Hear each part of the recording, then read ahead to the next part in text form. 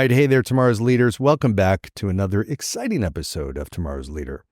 So I want to dive into today's topic, and this came recently from a conversation that I was having with somebody I was working with, and we were talking about setting up a strategic plan and goal setting, and we got into the conversation of the differences between objectives, strategies, and tactics, which I think it can be really confusing because a lot of people, I think, kind of blend these all together, or they're misused, I think, when people are talking about them. So I think the best way, I'm going to give you an example. I'm going to give you an example of how I differentiate between objective strategies and tactics. And I'm going to use an example, a sports reference, which is one of the best fights ever, the Rumble in the Jungle, which was back in 1974 when Muhammad Ali battled against George Foreman.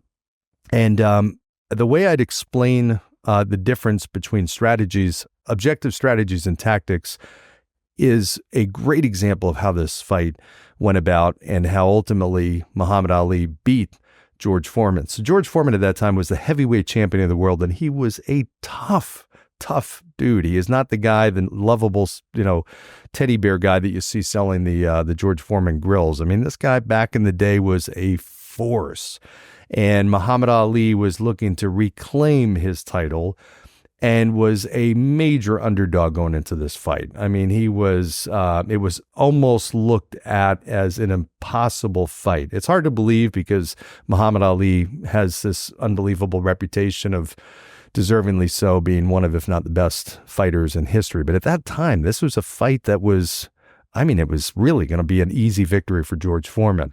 So what was interesting is when you think about how Muhammad Ali approached the fight, and by the way, this was one of the most watched events. There were about 60,000 people that were there physically watching the fight, and there were probably about 1 billion people that were estimated to have watched this fight. I mean, think about that. That is unbelievable, even comparisons to some of the biggest sporting events we have today. So to say this was a major deal is an understatement. So Muhammad Ali's objective obviously was to win the fight. That's the objective, right? But his strategy was to go about it in a different way. What he knew is George Foreman was a mean, tough, hard-hitting, brutally kind of violent fighter that also had a really big temper.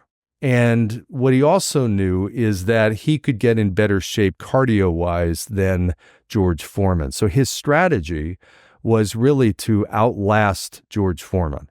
That was his strategy, was to outlast George Foreman and win the fight by doing just that, and have his cardio and being in better shape allow him to go the distance and go longer in the fight and ultimately beat George Foreman. So that was his strategy going in. Now, the tactics were really what happened that day in the ring.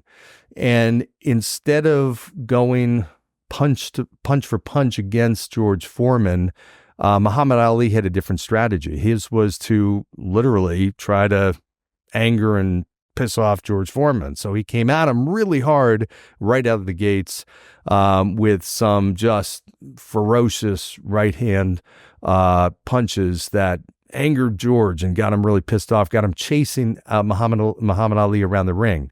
And the famous rope-a-dope term came from Muhammad Ali up against the ropes. George Foreman had him there, and he was kind of bobbing and weaving and ducking, and George was just pounding him.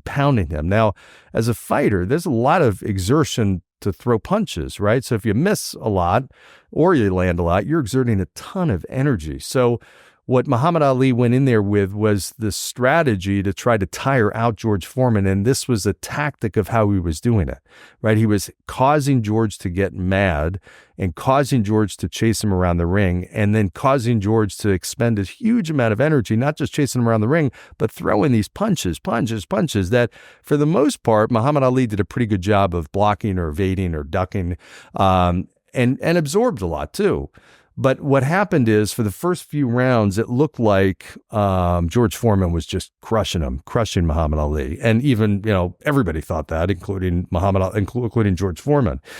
But something happened roughly about the fourth or fifth round, and you could see it visibly in the fifth round that George Foreman was really exhausted and was really getting tired out. And at the same point, Muhammad Ali had a lot left in the tank.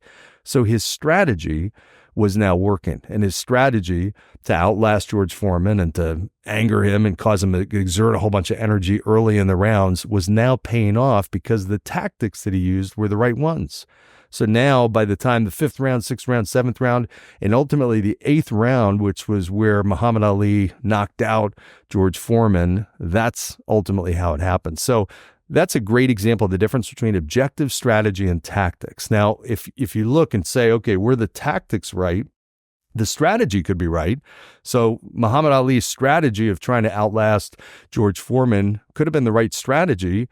But if his tactics were wrong, or his tactics were not causing George Foreman to actually exert a lot of energy, and George was kind of resting back and conserving energy, then his tactics weren't working.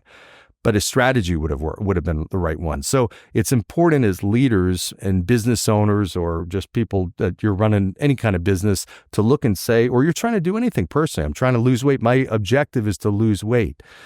Well, my strategy might be I'm going to exercise and I'm going to diet, and the tactics are really what happens in the gym, right? It's what happens day to day with what am I actually putting in my mouth and eating, and how am I ensuring that I'm going to stick to that diet? How am I going to make sure I stick to my exercise regimen? What kind of accountability measures am I going to put into place? I've gotten into Peloton, which is fantastic. So part of my objective, obviously, is to get in better health, and my strategy involves biking and Peloton. And part of my tactics are to join an accountability group. I'm part of a Peloton group where you have to do a certain number of rides every week, and you've got this big group, and you have this group, very public accountability that's there.